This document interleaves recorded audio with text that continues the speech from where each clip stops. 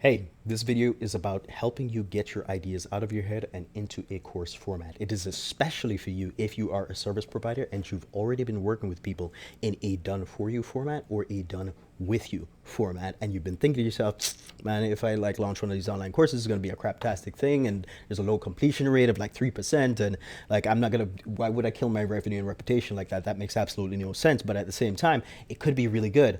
How do I do this?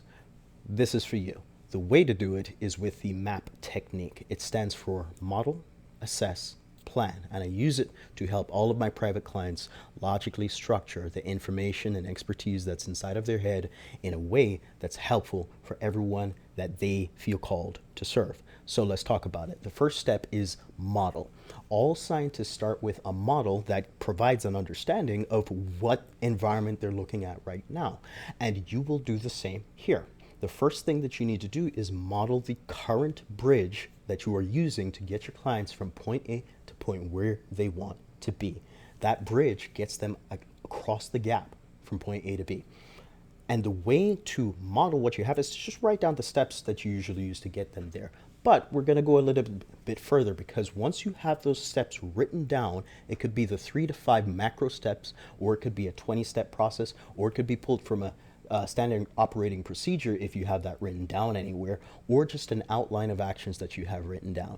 Wherever it is, get it down. You're going to take that and we're going to compare that to the 5-part training model that breaks down any training or course or anything into these 5 parts. The first step is the rationale. This tells whoever it is, the learner, why it is that this matters, how this is going to affect their life, followed by the objectives. The objectives, of course, is the goals. What are you going to get out of this once it's done? Then the third part is the actions that they take to actually accomplish that objective. The fourth part is going to be the evaluation. That's now where they receive some kind of information that tells them whether or not the actions that they took were good or up to benchmark. Then the fifth component, which is very related to the previous part, the evaluation, is feedback. This is when feedback is actually provided to say, hey, that was correct, or no, this isn't correct or not quite, and this is what needs to be done to improve it so that we meet those evaluative benchmarks that we just mentioned previously. So those are the 5 parts. And when you compare it to the process that you are currently using to get them from point A to point B, that naturally leads us to the second part, which is to assess. Now you want to assess the current bridge that you have. The natural thing your mind is going to do in this stage is you're going to look at the steps that you're already doing, and you're going to say, a couple steps are missing, or we could improve these steps here, here, here, or we're missing these parts from the 5-part framework, and we probably need to fill that in. We could do a better job with even the existing service that we're providing in a done for you or done with you format. We have not gotten to the do-it-yourself format, which is a course format, just yet. That's going to come up in the planning stage. That's the last step. So in this step, you just want to assess how the current bridge is doing, because you want to see if there are any gaps that need to be filled before you go on to the planning step to then create a new and or improved thing in a new format. So that brings us up to step 3, the planning.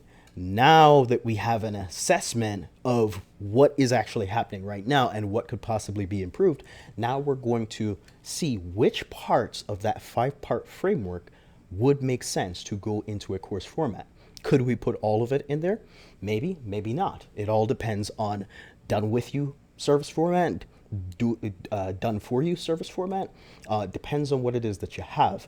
But generally speaking, I find that the first 3 parts of that 5-part model can usually fit into a course format. It may or may not be that way for you, but if that's the case, now you've got the skeleton, the outline of what it is that you can start to put into a course format. The other thing I'll share with this is that it's also a fractal framework. You can use this to outline the general topic area that you could be using in your course, or you could use it to then model out the different modules that you were actually thinking about providing as well. And so that's the last tip that I'll share with you for today. So that is the M.A.P framework that you can use to figure out how it is you can get your ideas out of your head and into a course format. If you found it helpful, then stay tuned. I'm going to have more videos coming your way. Thanks for watching.